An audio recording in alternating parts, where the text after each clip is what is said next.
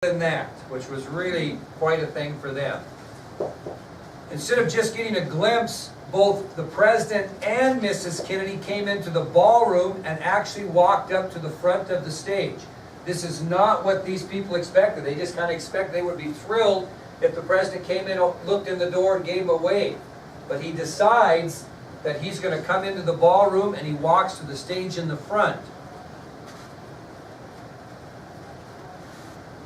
Now these are just some interesting inside stories.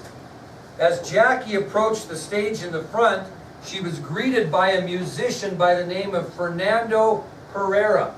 And he was scheduled to play for the LULAC event that night. So when Mrs. Kennedy gets to the front of the stage, in the front of the ballroom, she is greeted by a musician by the name of Fernando Herrera. And he was scheduled to play for the event that night.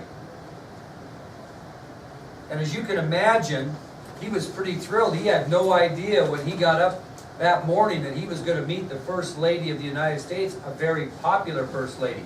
He was very thrilled, and he was later quoted as saying, quote, "I was standing right behind both of them. I heard him say, 'I'm having a wonderful time.' She said, 'It is so nice to be away from the political arena.'" Herrera's point is, they kind of got away from politics for a minute. Well, the President then spoke to the organization. He didn't speak very long. And basically what he said, in short, was, "I am very proud to come to this meeting. So am I glad to be here today. And in order that my words be even clearer, I'm going to ask my wife to say a few words to you also." So he was using his wife, as a popularity thing, and get back to what Blaine said. So he didn't know any Spanish, the President, or didn't know any Spanish of any amount. So what he did is he turned the podium over to Jackie, and she spoke to the crowd in Spanish, which was very, very well received, as you can imagine. So the President was smart enough to know when to walk away. So he spoke very briefly, basically stating that he was very proud to be there that evening. He's very glad to be here. In order that my words be even clear, I'm going to ask my wife to say a few words. He turns the podium over to Jackie. She spoke to the crowd in Spanish, which was very well received. The Kennedys stayed there for 17 minutes, is how long they were there, and then they resumed their regular schedule for the rest of the night. Okay, 17 minutes. It was the greatest 17 minutes of LULAC's life, I can assure you. They had no idea this was going to happen. Well, as scheduled, at 9:30 p.m., President Kennedy gave his speech in Houston. And he praised two things. What did he praise? Come on. We already talked about one. What did he praise? He praised Albert Thomas. But think about where they're at. What else goes on in Houston that he praised? How great it was. The space program. Okay?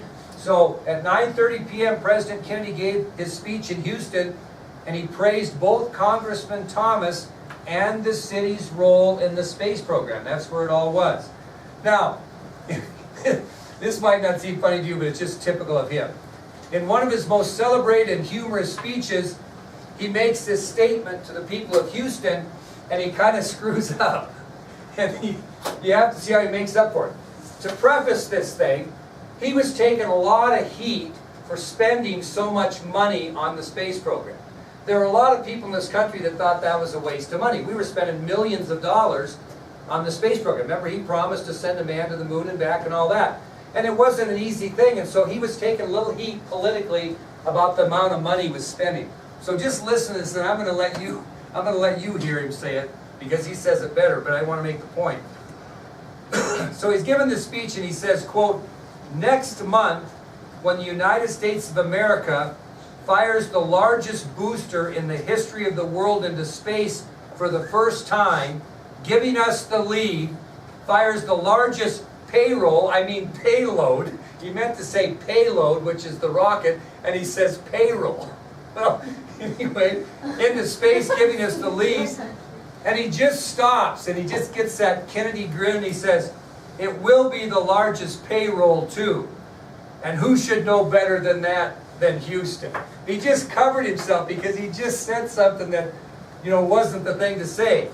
We put a little of it right in here. But in any case, the United States next month will have a leadership in space which wouldn't be possible without Albert Thomas. Anyway, it was just hilarious. I'm going to let you watch it, and I think you'll catch it. But he just said that, and he just thought to himself, oh, that was not good. But then he covered himself so well. Now, after his speech, President Kennedy left Houston for Fort Worth, and he arrived late that evening at 11:05 p.m. Okay, that will conclude our material for the quiz, which means what? We're going to have that tomorrow, so it's not really a pop quiz. But I want to show you some things. I've got 2 videos to show you. And when you watch these videos, it's important that you are paying attention in your notebook and noting things, because I'm not above putting some of this in your test.